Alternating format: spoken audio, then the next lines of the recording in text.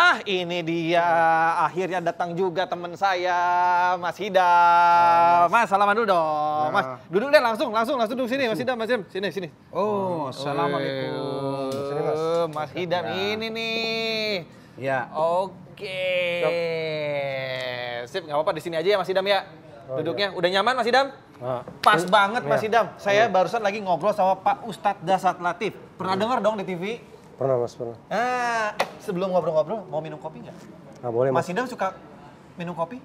Suka. Jik, Kebetulan kita ada kopi gayo juga nih. mau kopi gayo? Gimana? Mas Hidam? Boleh Mas. Kok ada namanya gayo?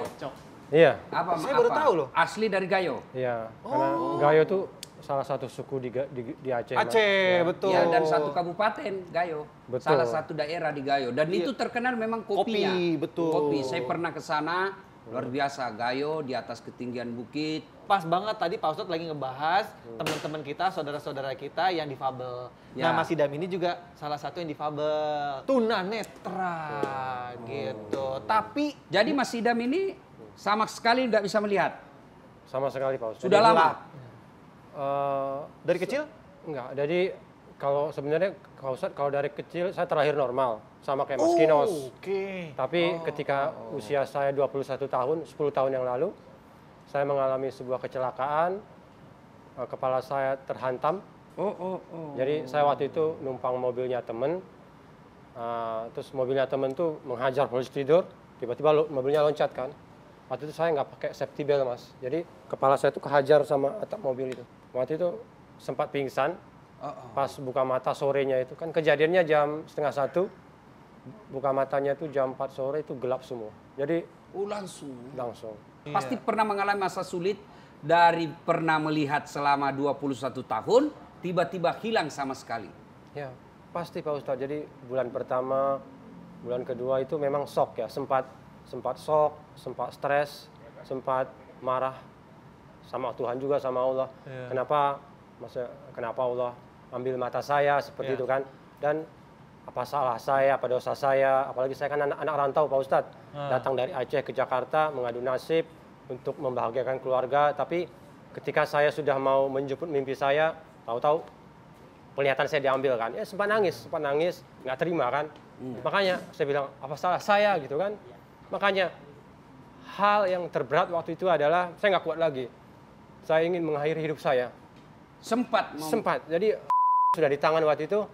Saya bilang Di bulan keberapa atau tahun? itu mungkin 1 tahun, hampir 4 bulan. Mau minum racun Mas Hidam. Ya, karena Terus, siapa yang bisa selamat akhirnya waktu itu? Karena waktu itu kenapa saya ingin mengakhiri hidup saya? Karena waktu itu pilihan yang terbaik adalah mengakhiri hidup. Karena waktu itu saya berpikir mata adalah segalanya bagi saya. Tanpa mata saya nggak akan bisa melanjutkan hidup saya. Justru beban bagi ibu saya sama keluarga saya. Jadi kayaknya mati itu adalah pilihan terbaik Pak Ustadz. Makanya waktu itu ketika saya ingin mengakhiri hidup saya, ingin minum itu, saya ingat ibu saya.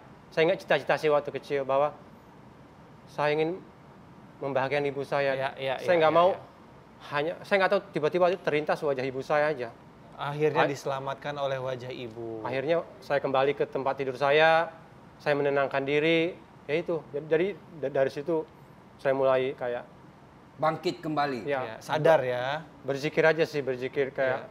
Jadi setelah kecelakaan balik kampung ke Gayo? Enggak. Oh, tetap Karena di sini. saya pingin balik, tapi saya nggak kuat balik ke kampung. Karena orang kampung, saya dengar berita, lihat Sikdam, jauh-jauh ke Jakarta, hanya jadi orang buta. Saya masih penasaran tadi, titik baliknya itu mulai dari apa? Mulai kursus atau apa? Titik baliknya itu ketika saya ke panti, Ya. ketemu teman-teman disabilitas. Di sana kayak saya itu ditampar. Kan selama ini saya marah sama Allah, marah sama siapapun karena saya ini nggak adil bagi saya. Karena saya mungkin membandingkan diri saya sama adik-adik saya yang sempurna. Ya. Tapi di panti saya ketemu teman saya yang dari kecil sudah nggak bisa lihat. Ya. Oke. Terus mereka juga selain nggak bisa lihat, nggak bisa jalan juga. Makanya saya Masih banyak yang kondisinya jauh lebih di bawah dari Hidam Oke, ini. setelah dari panti itu berikutnya kebangkitannya itu dilalui dengan apa lagi? Makanya setelah dari panti saya bersyukur, ya alhamdulillah meskipun Allah cuman kasih saya penglihatan sampai 21 tahun. Ya. Setidaknya kan saya bisa lihat dunia. Pernah merasakan bisa melihat. Bisa lihat ibu, bisa lihat bapak, bisa lihat manusia, bisa lihat warna. Makanya dari situ, makanya saya janji sama Allah Pak Ustadz, saya akan mengabdikan, maksudnya mengabdikan sisa hidup saya ini untuk berbagi. Makanya, makanya saya kan waktu itu punya English. Makanya saya janji. Jadi sebelum kejadian itu memang sudah ada bahasa. Ya, saya modal punya bahasa Inggris. Iya, saya punya English. Makanya ibu saya, makanya saya pengen sharing English saya kepada adik-adik yang nggak bisa pergi kursus. Jadi guru di panti itu. Ya, di panti-panti atau di komplek. Ini dengan modal bisa bahasa Inggrisnya Hidam ini bisa jadi salah satu modal berprestasinya Hidam yang sekarang dia punya dan bawa ke sini pengen sharing sama kita Pak Ustadz. Penasaran nggak Pak Ustadz? Ya. Prestasinya apa? Ya. Berpidato. Udah deh rahasia tapi ngopi dulu gimana? Ngopi lagi. Nih Hidam, ngopi dulu.